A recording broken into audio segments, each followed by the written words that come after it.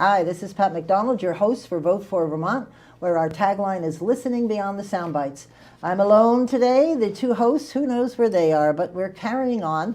My guest today is Meg Hansen. Meg, welcome to the show. Thank you for having me. I'm sure you've seen Meg around. You've got a great media campaign going. Excellent. She is a candidate for Lieutenant Governor here in Vermont in 2020, and we're very pleased to have her with us. Could you tell us a little bit about yourself and why have you chosen to run for the LG spot? Well, thank you for having me on this show, Pat. I came to Vermont about 10 years ago to attend graduate school at Dartmouth College. And so the Upper Valley instantly became my home. I met my husband Rick there, so it's been our home for the last 10 years. And I've shared the story, and I love to share it again, about what really got me going as far as my involvement with politics is concerned. So I lived in Windsor. The Upper Valley has part New Hampshire, part Vermont. Right. I lived in Windsor, and I would drive to go to Dartmouth right. every day, and that's about a 30-minute drive. And it would be through downtown Windsor. I don't know if you've been there, but at one time it was a booming manufacturing hub, and now it's just, you see the shadow of it. Yeah. Closed storefronts everywhere. There's a lot of sort of devastation, economic devastation, and that had a really important influence on me. I kept asking, like, why is this happening? This doesn't need to happen. Right. And so I got digging into understanding that this is deliberate policies. I mean, we're talking about anti-economic growth, anti-development, anti-business, which is why, Windsor, and Windsor is emblematic of southern Vermont and why it's like that. So I applied for something called a Republican Leadership Initiative. It's a fellowship for grassroots advocacy with the RNC, and I was selected for it.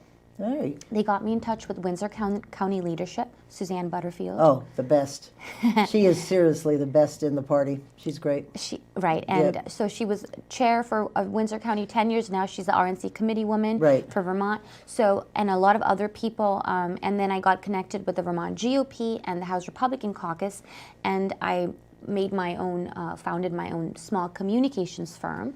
And so for over the last 5-6 years, I've just been in the trenches in various forms of grassroots advocacy. I was the executive director of Vermonters for Healthcare Policy. Right, I wanted to talk to you about that. That's right, great. and that's a policy think tank. Yep. I have a show called Dialogues with Meg Hansen on the Yankee Chronicle Network. And on that show, I interview Vermonters and also policy experts. Basically, we try to illustrate how the policies that are passed from the legislature actually affect the lives of Vermonters. And so there's various, I do a lot of writing and political commentary. So, it's been... You've been very involved. Yes. That's great. Yes. I was just thinking of Representative Janice Peasley was in the legislature for years and retired a couple of years ago, and she lives in Vermont, and there's an actual bridge that's named after her that goes over to Littleton. And it's the same issue. Her side of the bridge in Vermont is just, not very productive. And Littleton, of course, is a thriving community, a lot of stores, restaurants. And it's just amazing when you cross that bridge, you're in another world. Yes, it's that's the same thing. You're absolutely right. That's right. So I wanted to talk about healthcare freedom. Yes. Obviously, healthcare has been a huge issue in this state for years, and not hearing much about it this year, which is very strange to me with the Green Mountain Care Board. But so how did you get involved, and what was the focus? So I have a background in medicine. After I graduated from high school, so my family, I was born in India.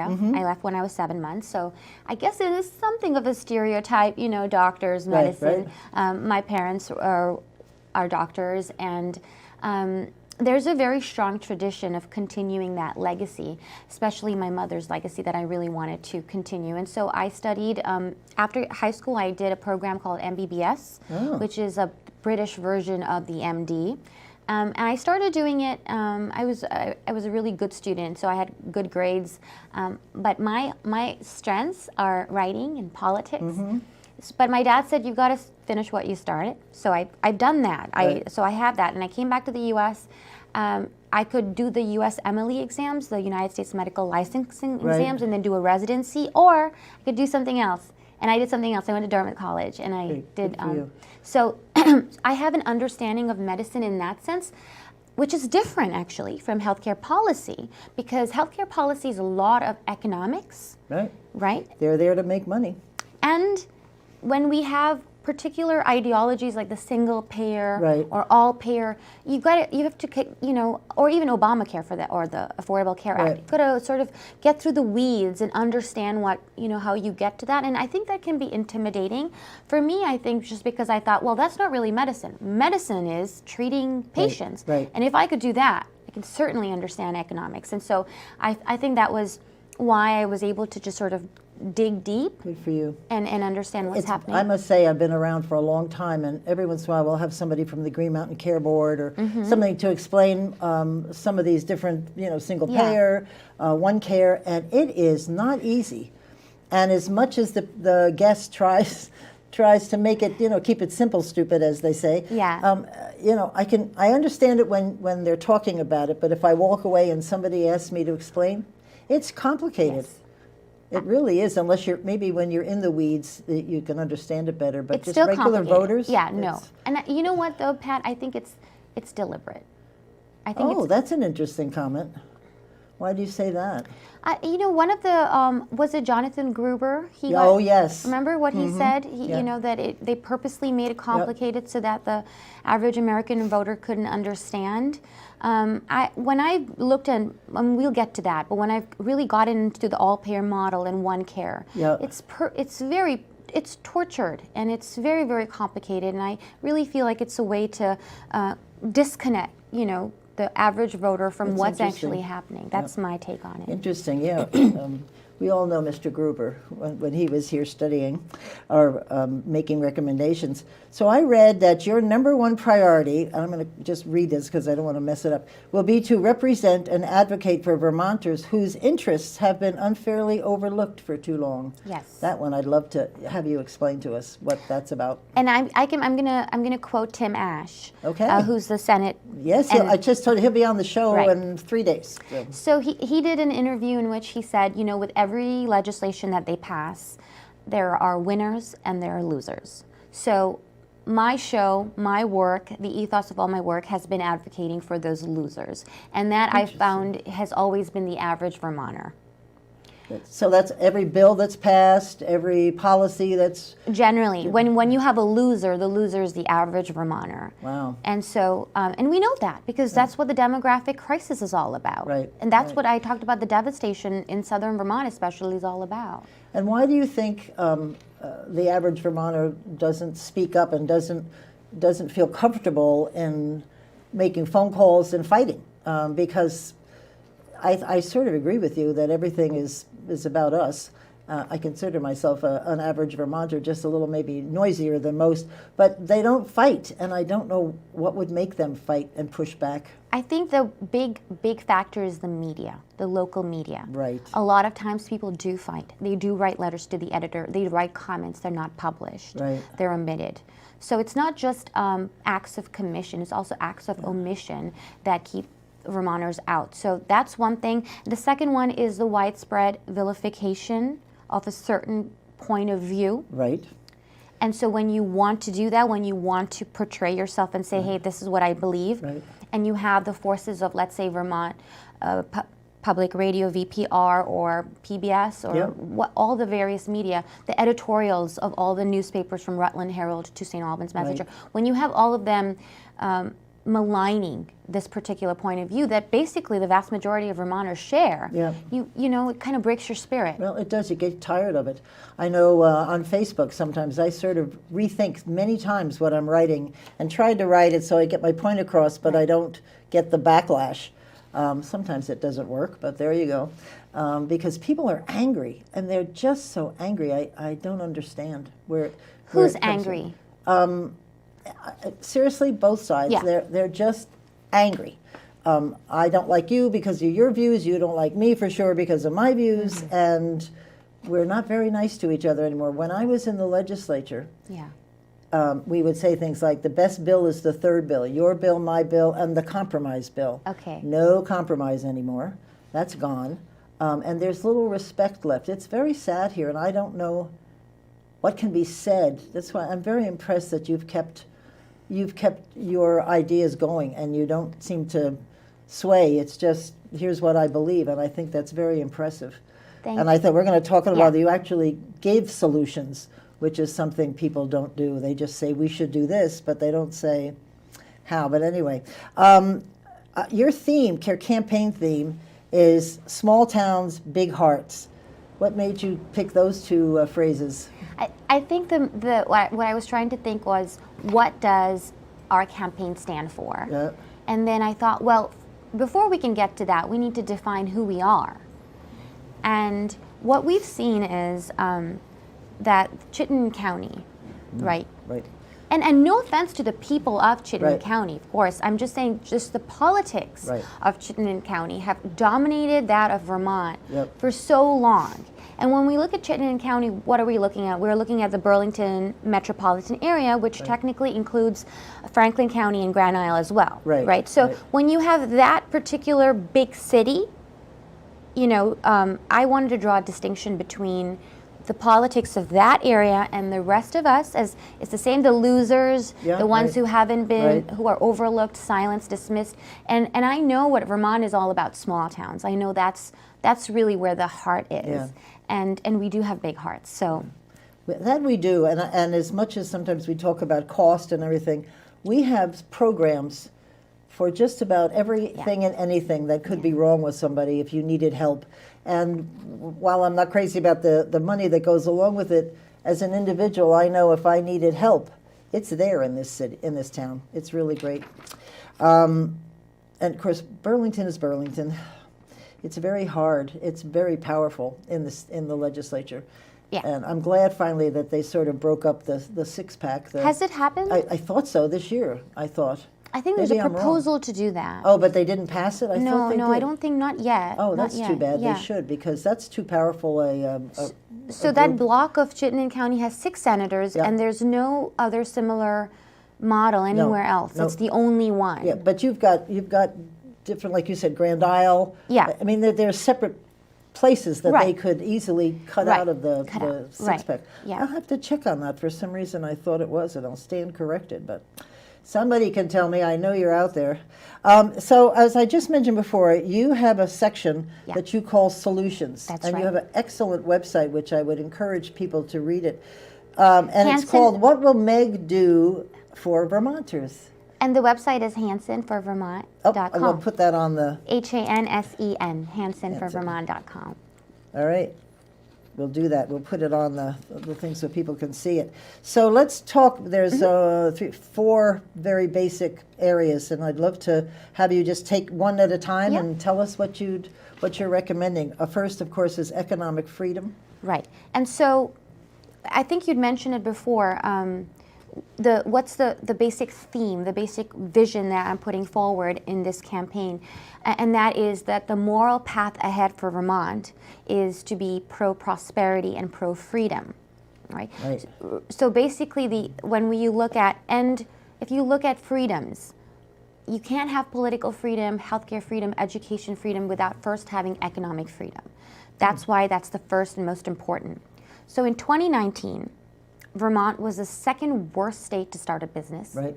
And we had the 4th highest overall tax burden. That's the opposite of economic freedom. Right, exactly. Right? Right. And so I believe that Vermonters across all socioeconomic lines deserve to have the freedom, have the ability to build lives that we find meaningful and that are prosperous. We should be able to choose the lives and create the lives that we feel are best for ourselves and our families. And you can't do that unless you have freedom and economic freedom. So that's why that's a very important pillar. But how do we get to that? When you look at all the policies, all the economic policies that come from Montpelier, they are anti-business and anti-economic growth, and that's deliberate. That's a deliberate focus, which is why we've had a hollowing out of the middle class, and we've had a systemic deindustrialization of Yep. southern parts of the state. So Springfield used to be called the machine tool capital. Today it's the heroin capital of southern Vermont. Right. There's a reason for that. When work is gone, it tears the fabric of society. There is a culture of despair and death. And then, of course, the OxyContin opioid epidemic came in and made everything worse. So enacting tax reform is the number one thing as far as a solution is concerned. Now, I understand that if I'm elected as a lieutenant governor, I can't just wave a magic wand.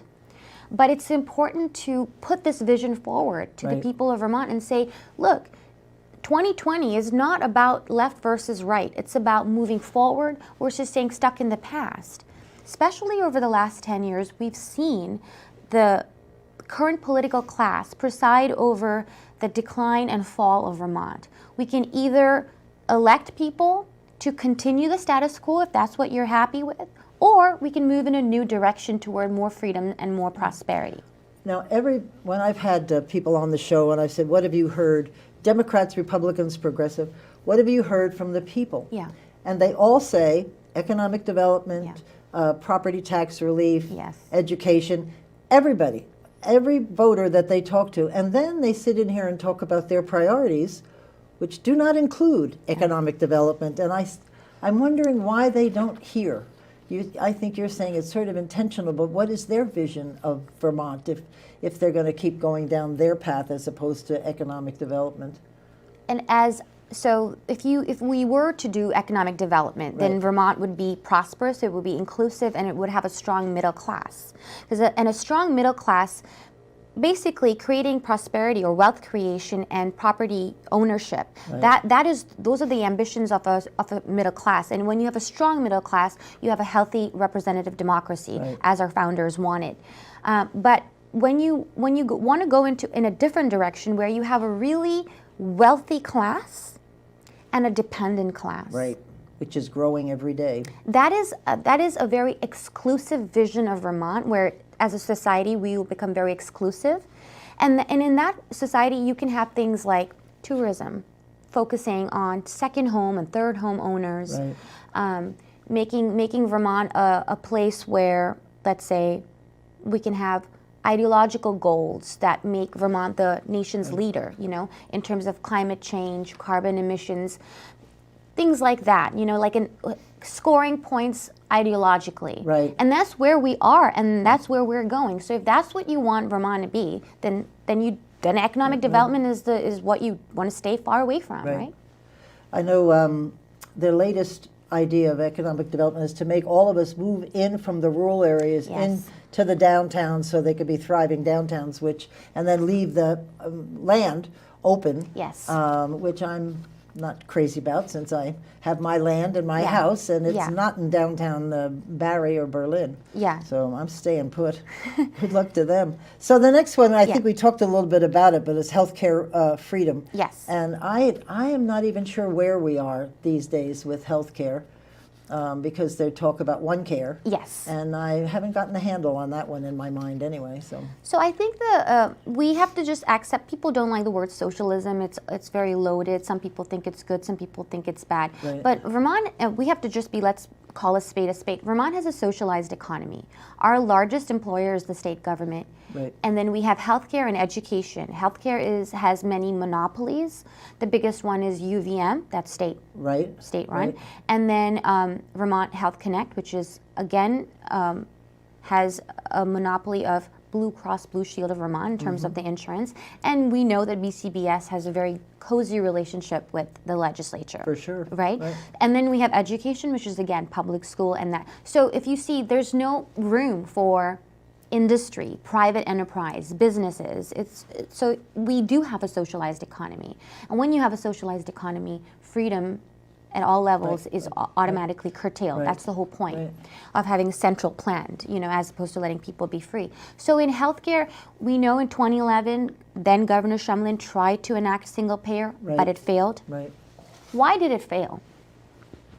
Not enough people to pay the bill, in my mind anyway. Right, exactly. So what happened is that they did some honest number crunching, and they saw that every year, the cost growth of the model exceeded the annual GDP of Vermont. So it broke. So, which they knew going into it. Yes, of course. course. Just saying, because we didn't hear that until it was the absolute last thing they could possibly admit to. Right. So then, well, Shumlin is gone, but the rest of the Green Mountain Care Board and the rest of the players tried something new. Right. And so this 2.0 version is something known as all-payer model, and that is a healthcare financing model.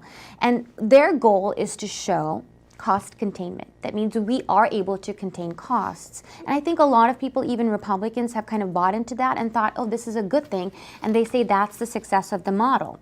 But see, why I talked about socialism and why I talked about a socialized economy is that it always leads to rationing of goods or services, because you're not able to maintain a proper supply and proper demand. When someone is sitting in a room and planning and saying, okay, this goes here, this goes there, you don't have enough knowledge and information to direct things properly. So you'll always have shortage, and it'll always lead to long waiting lines. So that's what generally happens. But in this case, when you are desperately trying to show cost containment, you're saying, no, no, no, we're not spending, we're not spending. How do you stop that? How do you stop the cost from going up? Right. You say, no services. Right.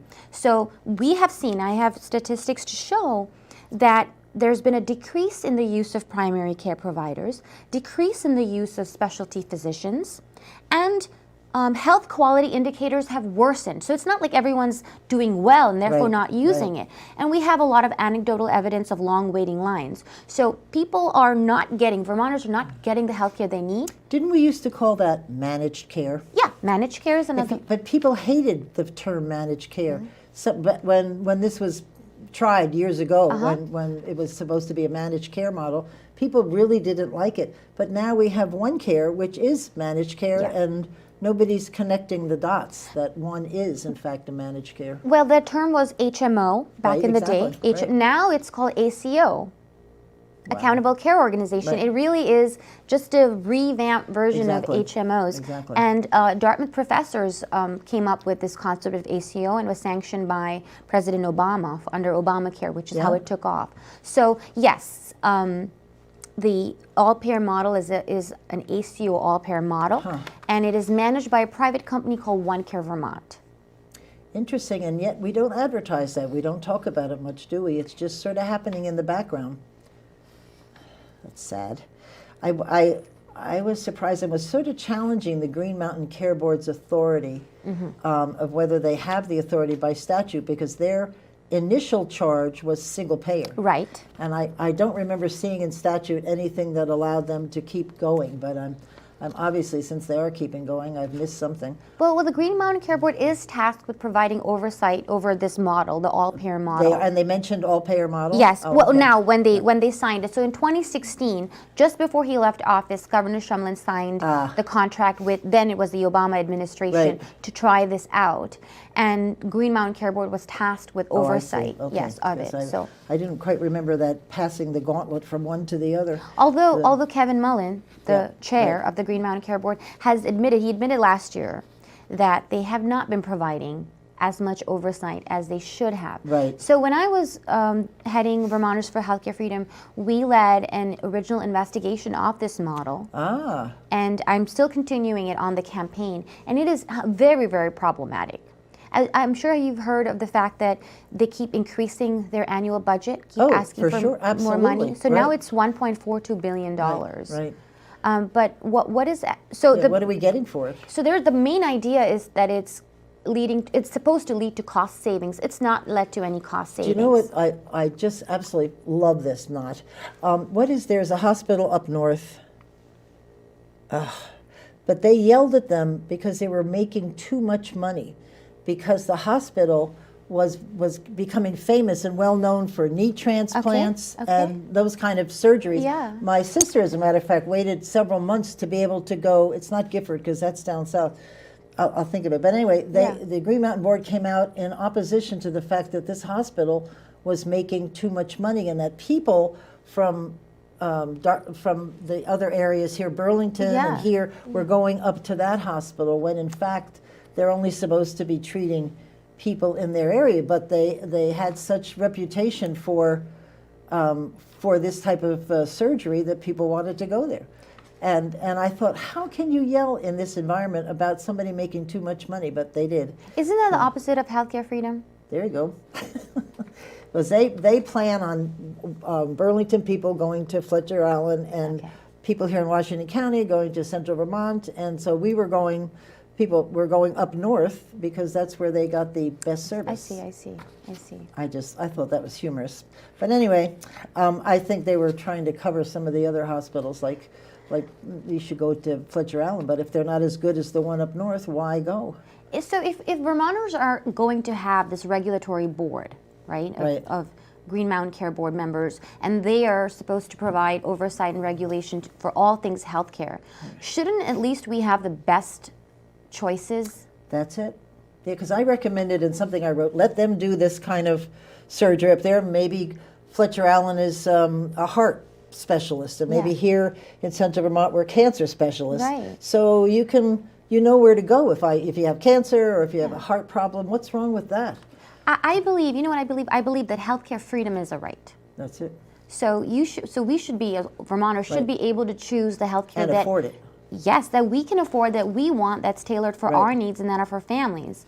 And if we are going to have a board overlooking everything, you would think that they would want to advocate for Vermonters. But I've said this before, I'll say it again. It's about serving an ideology and not serving individuals. That's a great statement. I think I'll steal it. That's excellent. That's really what it is. That's right, exactly, yeah. Okay, next on the list, I have two more, just as education freedom, Yes. which is Yes. something I've been tracking, Act 46. Yes. Every meeting I can go to, I go.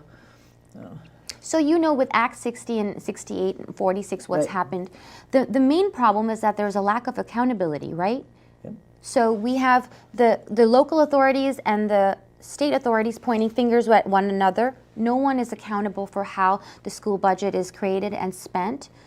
Why can't we have transparency? Why can't we have accountability there? Right. That's my biggest question about it. Yeah, because when you go to town meeting, you have very little influence. The union contracts has set the Yeah. The only thing, and now I don't even know what our budget's going to look like with Act 46.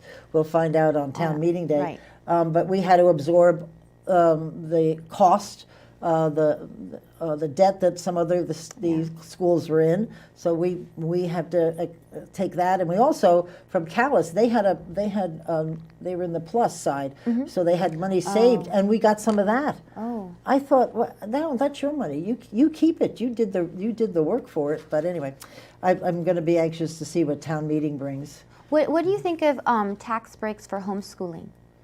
Tax breaks for homeschooling? Yeah. Oh, that's interesting because they're not spending money on. Oh, I hadn't thought of that. I think And that's why not? If these days, if I had kids and I was younger, I would be homeschooling. I wouldn't be having them in the public schools. But that's a very good idea. Why not? Yeah, because because- they're saving us a lot of money. And that's education freedom, right? I mean, one of it, of course, expanding school choice, but then why not allow people to have homeschooling? Excellent. They have to monitor that, though, a little bit more than they do. Sure. I'm very convinced that they don't monitor it as well as they should. Okay. And there's a goal that homeschooling should achieve for their children. Right. And then So if they make want to sure go to they get college, that. they should be able Exactly, to get into exactly. college, right? So I'm looking at the clock. I went to the Supreme Court final hearing on Act 46. David Kelly Right. was presenting. That was the most. I was so impressed. I was on a high for a couple of days because I have never seen such an incredible presentation by David, and just the way the board, the way the Supreme Court asked questions, and the whole evening. I'm very anxious to see how that comes out because he did. He's fantastic. David Kelly's amazing. fantastic. Isn't he amazing? Yeah, he's really fantastic. I hope the state realizes how great he is. So the last one was, oh, well, this is easy. Confront the accountability crisis. There you go. What can you say? Well, all of this, everything we've talked about, evidences the accountability crisis that we have. Right. And to add to that, we can talk about the Chittenden County women's prison scandal. I always say Vermont positions itself as the pioneer of progressivism. And this is what's happening to women, to incarcerated women. I mean, you want to help people who are in a difficult position. You don't Right. want to abuse them, and you don't want to take advantage of that. But yet that's what's happening, and apparently everybody knew about it, but no one wants to do anything about it. So that's another aspect of it. I think the accountability crisis really hurts, and it plays into the whole demographic crisis as well, Yeah. because it's hurting every aspect of our economy, and it's making life really hard for the average. Did you go to the V.T. Digger presentation on jails? Were you there? No, I wasn't there, but that's another really very interesting thing, because there's a whole point about the FOIA request, the Freedom of Information Right, Act, right. and public records, and how Right. the state is hiding that, and how Yeah. Vermont diggers. So Yeah. this is They a had, it was widespread- about how to fix jails, they said, and they had a very good panel presentation, but it was so different than my mindset. I'm sort of a law enforcement, I have Yeah. a law enforcement, I don't have a background, but my husband and Right. everybody I know. Yeah. And they wanted to close the women's prison, which I understand should be closed. So it's just the physical nature of that thing nobody should be there. But then they said that women should never be put in jail under any circumstances. I've heard that. And that if in a relationship issue between husband and wife, if one partner kills the other, chances are they never will kill again, so they shouldn't, I'm just sorry, they shouldn't be punished for that, because we'll put them out in the community and have support mechanisms for them in the community, even though they killed somebody and took a life. But it was the darndest presentation. There were many people clapping. I was not. I But think the question then comes to the value of human life. perfect. There you go. Do you have any value for that, and what is the value of it? Exactly. Whether you intended to kill somebody or not, the way I see it is, if you can't make the person come back to life, then you have to pay a price. Exactly. You have to pay the piper, as they say. Now, they can fix the jails Yeah, to make them of more course, of livable. course, I of don't think course. people should be in No, a of course. 2x4 cell, and that would not lend itself to rehabilitation. But Yes. anyway, I just thought the whole thing was bizarre. There's a show called Locked Up Abroad. Have you ever seen it? No. It's about Americans who get in trouble abroad, and then they have to go into those prisons. Ooh, I bet that's a stark contrast to Yeah, what we have. exactly. I Yeah. think they should look at that, and, Yeah, and then get some You perspective. have a choice, either here or here.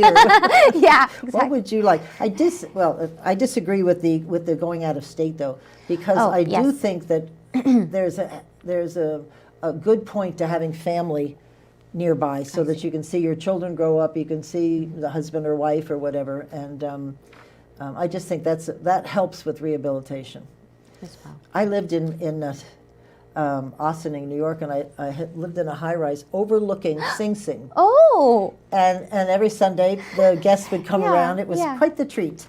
And they could see up in the balcony. They'd see us, so we had to put a little thing, but they wave, and it was a very interesting place to live. So on your, again, on your website, you had, what is Meg passionate about? And could we go through those? Yeah, sure, 'Cause sure. One of them, well, almost all of them, well, maybe one I'm not so passionate about, but we'll see. The First Amendment. yes, of course, and I feel like there's a big attack on that, and Right. many people agree with me. As far as we talked about how the media has been, Right. silences voices that question things, and the liberal way is to say, I disagree with you, but Right. I defend your right Right, exactly. to say what you want. And right now we've had this new creature called hate speech, which the Supreme Court, the United States Supreme Court, has said that there is no such a thing. They've ruled that. But, how do you define that? Who gets to Right, judge right. one is hate speech and what is not? And Right. usually it just is something that you don't agree with or you don't like. And you can just say that's hate speech and shut people down. And I don't agree with that. I think the solution to speech that you don't like is more speech. Encourage more people to Learn, debate right? and talk. And Yeah, so that's something that I'm Well, I very... always felt very bad with, like, in Middlebury College and other places where they just shut down the speaker because Yes. they're conservative or whatever their background is. They won't let them even talk. Yes. And for a college environment, that's what they're there for. Yeah. I hope that the kids are supposed to, young people are supposed to hear different views and then make up their own mind where they fall. But if you think about it, then if you're shutting down a certain point of view, you must be very scared of it. You must think that that's very powerful, and therefore no one can hear it, because if you hear it, you might agree. Right. Right? So there's Interesting. something in that. Yeah, because I felt very bad for that one woman. I heard that she might be coming back, so Good luck to her. Maybe Charles they've- Murray. Yeah, maybe they've learned their lesson that that's just not the way to go.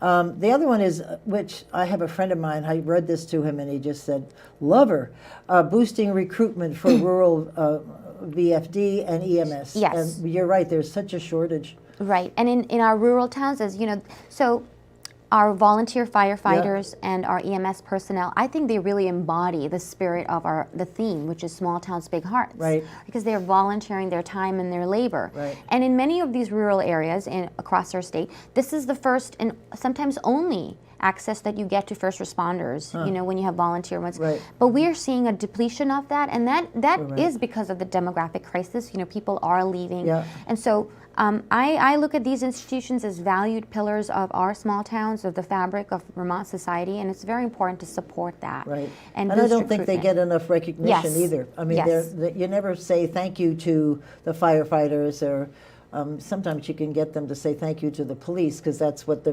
there's stuff in the media that encourages that. But EMS and fire are lifesavers. I think so. One of the things that I feel really passionate about is restoring the primacy of work in our culture. You know, the value of Right, work. right. And you know, when we talk about the opioid epidemic, and of course there's, you know, when you want to cure it, there's rehab and there's detox, but then people relapse, right? So how do you prevent that? I think this is a really good way of connecting young people and saying, here's a way that you can volunteer and be engaged in the community and give back and find meaning in your life.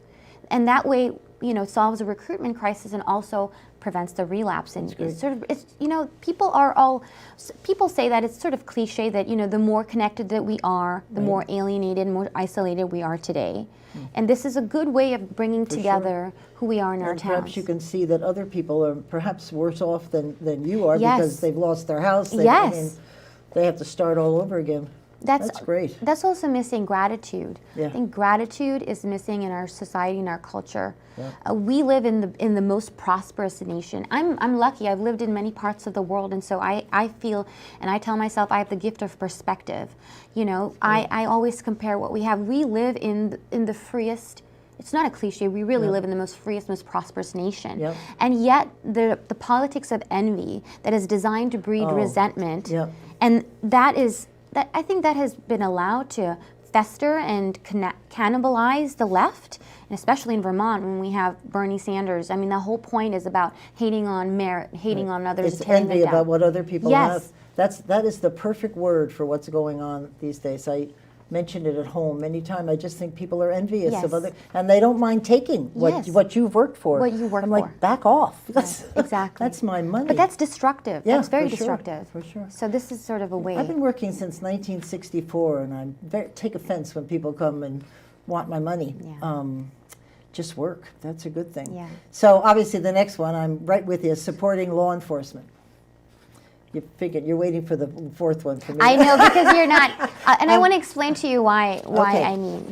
That's why we put this down here. I wanted to hear, but let's do law enforcement first, because I think that there's been a systemic attack from certain factions of our politics on our law enforcement, and that is very unfortunate. In fact, I think that's despicable, frankly, because if you're going to put your life on the line to protect us, yeah, you deserve full credit and full support from the community. that's great. So I find that's something that Yeah. bothers My me. husband's a retired captain in the state police, and he's been retired for a while, but he sees the change.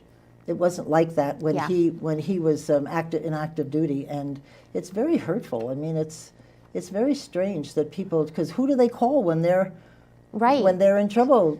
They call the police. It's part of a larger trend, Yeah. a pattern of undermining the most valuable institutions in our society that keep us safe and keep us united. Yeah. You know, it starts with the family. It starts with fathers, and you know, which you can say patriarchy if you want, but basically men, and men is now toxic masculinity, and it's any kind of authority figure, any kind of figure that holds society together, to whom we defer in terms of respect and authority. Just tearing that down. And That's what it's we've about. had like the chief of police of of Montpelier on the Yeah. show, and he's talked about how the role of law enforcement has changed it's almost a human services role where they really are reaching out to people who have mental problems, who have health problems, and they're really taking on the role of a social worker in addition to law enforcement. So it's an unusual balance of how they should handle situations. Right, when you create a void, someone has to come in and fill it, right? Right, that's what they're doing. Yeah. Yeah, their job descriptions have changed just a little bit. So you were down at Castleton. I love their breakfasts down there, the GOP breakfast. I thought this is great. You challenged Republicans to stick to strong principles of freedom and economic growth and not buckle to pressure from moderates. That's very hard to do, especially when you're in the State House. Right. You get in that building and you really do forget what's outside. What's outside, unless you make yourself on weekends or go out and meet people, because you get sucked into the power structure that's in that building. Okay, so, and the power structure is left-leaning. Yeah, So you want to appease them? Right. Is that what you're saying? Right. Okay. And you have to, especially in the committee, Yeah. it's very important that the committee all be on the same page, and you find yourself sometimes not able to do what maybe your heart tells you to do. Oh, wow. It's an interesting dynamic. Okay. Yeah, so that's where the whole idea of conviction politics comes in, Yep. where you have to have the courage to stand on your principles Right. and to stand on what you believe and what is right. And that's, it's normal human tendency to want everyone to like you. Right. And there's social pressure for social, you want to peer pressure, Right. things like that. But this is, the stakes are so high. Yep. You're not just there as yourself, you're representing the people. And I don't mean any disrespect to any House representatives. It's just a hard senators. dynamic to deal with, and I don't think people realize that because once you're in the State House, it's about being a chair or being influential. Oh, I see. And when you go outside, nobody cares whether you were the chair Yeah. or you were on the money committee. Right. I don't think the public doesn't understand the importance of being on the appropriations committee or being chair. And yet you get into that building and you just if you're not conscious of it, you get sucked into it.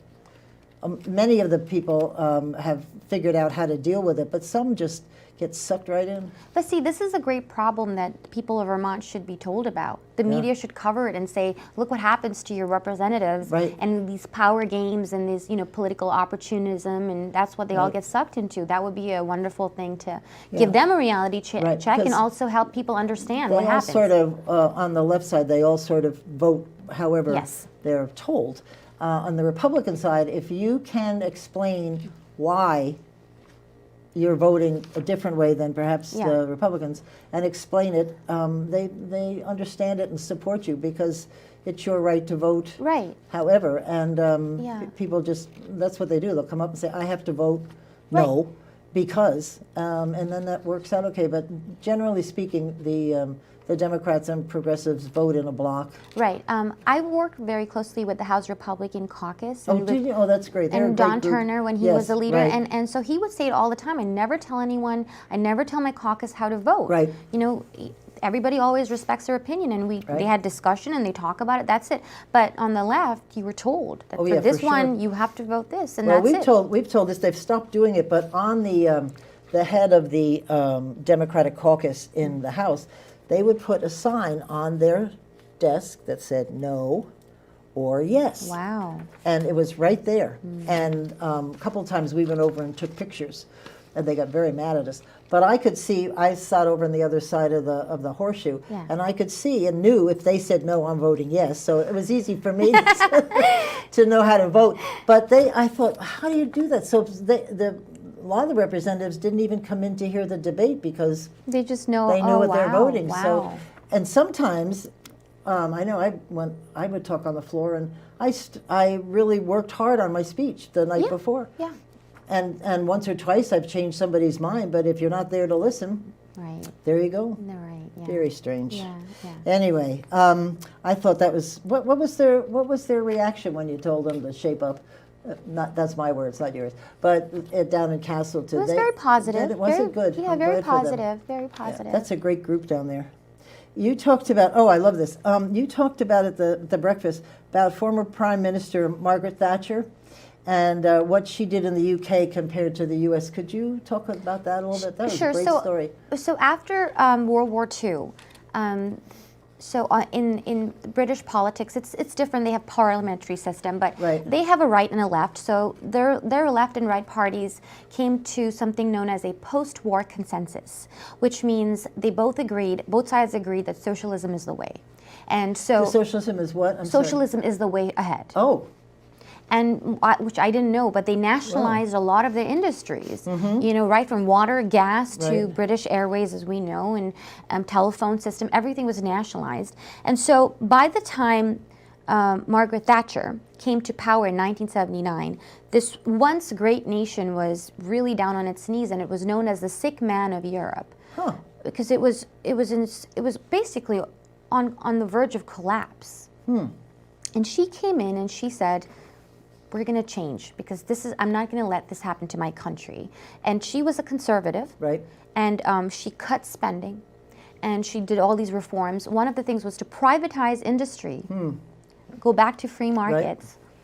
And she was in power for 11 years, and that changed the entire shape of... Wow, good for her. Right, so... Capitalism. Yes. There you go. Yes. I love those, not mentioning any names, who have made a lot of money and then they talk about socialism, as opposed to capitalism is where they got to where they are because of our Right. free society. Well, But- wealth for me, but not for thee. Exactly. Yeah. All right. So,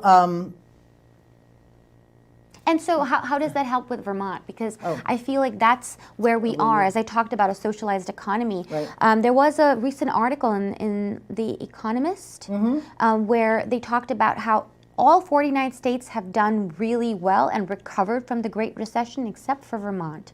And Vermont, yes, one I've state got to lags. get a hold of that. One state lags behind with chronically low wages, and the reasons were a structurally weak economy, a mountain of red tape, draconian regulations when it comes to zoning and things Right. like that. Oh, please. Yeah.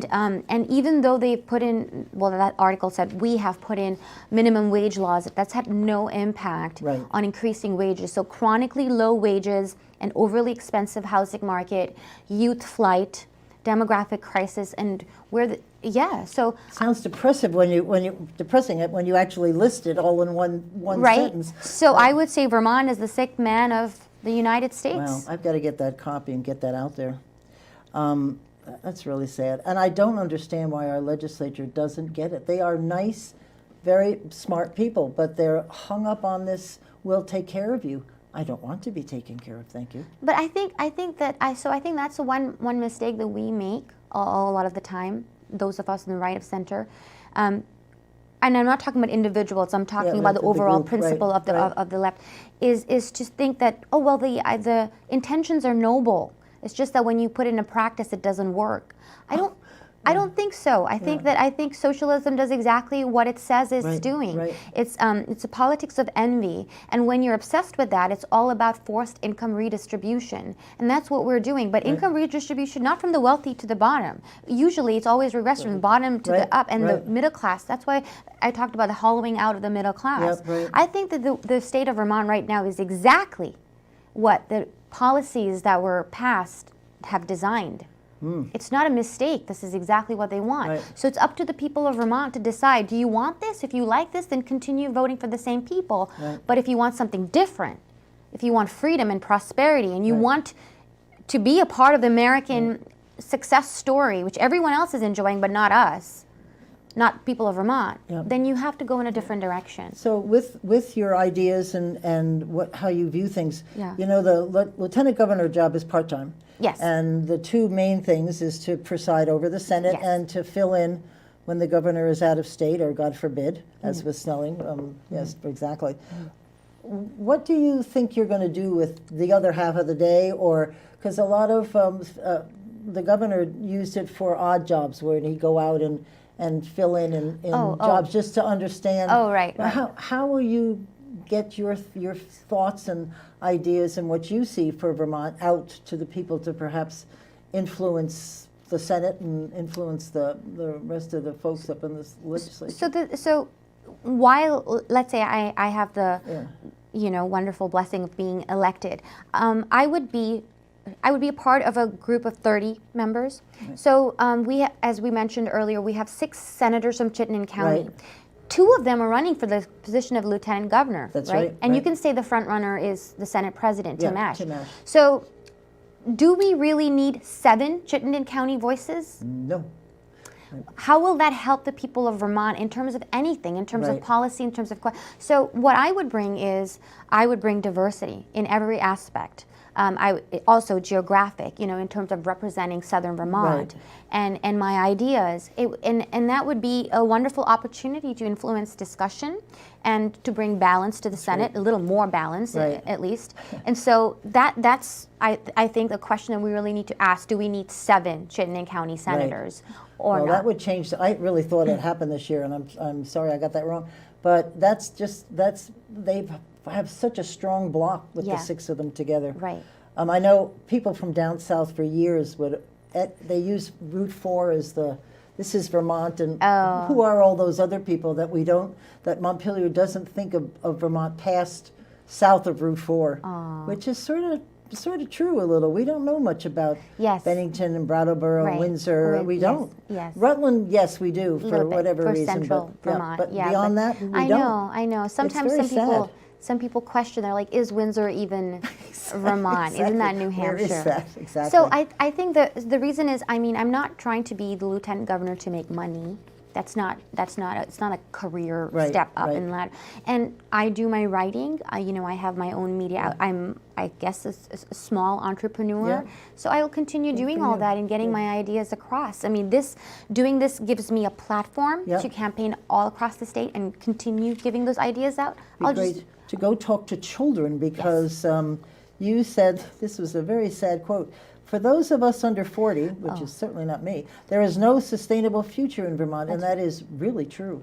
And that's one of the main reasons why I'm running. Right. We talk about the demographic crisis a lot, but this is the same thing. I always think, and I say this for everything, if you don't understand the problem or you deliberately obfuscate the problem, then whatever solutions you put forward are either going to be pointless, or at worst they'll wreak havoc.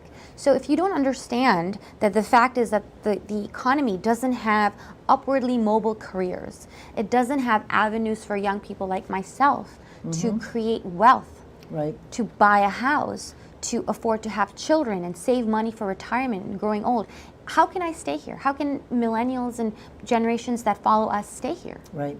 Yeah, they're always talking about where our kids are leaving. Yeah. But in my mind, you would want your child to leave just as a growing opportunity to see what else, but come back. A lot of them come back when they've had their children, but you still need to offer them something. Affordable house, a good job, and businesses, when they come on the show, they just say they want predictability. And we're not predictable. No, that's right. We're like a shotgun all over there's no rhyme or reason. Wait till Act 250 gets through that. They just passed it out of the House Economic Development. I see.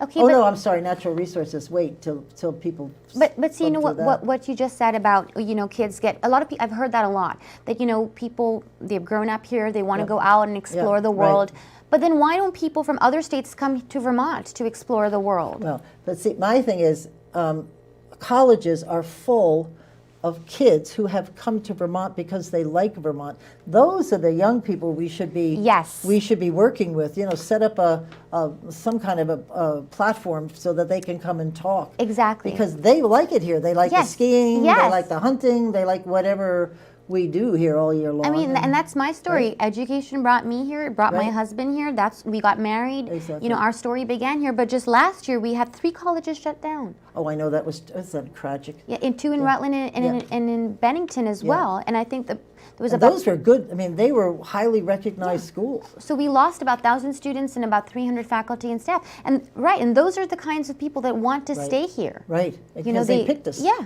Yeah. I know, I've always talked to whatever governor I was working for, why don't we focus on UVM, focus on Castleton, on Johnson. Yes. I've always thought they turned it down, that like SUNY is New York, it's SUNY Purchase, SUNY at Purchase, SUNY at Newburgh. Yes. We should do at Johnson, to sell Vermont. I see. Vermont State College at Castleton, at Johnson, and pool our money and sell Vermont, like SUNY does with their schools, Yeah. because we have a lot to sell, I think. But see, after you graduate, you should have a job, right? Exactly. And you should, and if you want to get married and have kids, and you need a house, Yep, you right. can't live in a studio apartment. Yep. Do you know, we even, I was in HR for a long time, and when you attract somebody and you would come to Vermont, Yeah. your husband may want a job. Yes. And we can't Yeah. accommodate the husband or the right. wife, can't find a place to live, and so they turn us down. It's very sad what's happening here. So what is your, I guess we call it the stump speech, you know, when you're Yeah. sitting with a whole bunch of people and they say, this is Meg Hansen, and what do you say in 3 minutes or so that kind of sums up who you are and why you're running and why you love this state? I think I've said it kind of overall, but I would just say the same thing ahead. We have to forge ahead. I think that the way that we're going right now, we are getting pushed back. So unless we push forward, nothing's going to change. Right. And 2020 is not about the left versus the right. It's about moving forward as opposed to moving back. So we can let the prison guards of the past accelerate the current sorry state of affairs, or we can choose a new vision, one that is pro-freedom and pro-prosperity, because that is what all Vermonters across all socioeconomic lines deserve. When we talk about the politics of envy, it's I love about that pitting phrase. the haves against the have-nots, right? Right. But what I'm saying, what our campaign stands for is, well, we don't want just one class of haves. We want everyone to be haves. Right. Vermont to be full of haves. America to be full of haves. And we can have that. There are ways of doing that. Economic growth, expanding economic freedoms, expanding healthcare freedoms, Right. giving people the choice to make decisions that we find empowering, that we find meaningful and prosperous. Right. And we've got to do that. I really appreciate your Okay. coming, and Thank you so much. congratulations. Thank I wish you. you a lot of luck. I know you enjoyed this program. It's nice to hear somebody just speak truth to power. Yeah. That's a great thing. We'll see you next week, and in the meantime, keep listening beyond the sound bites.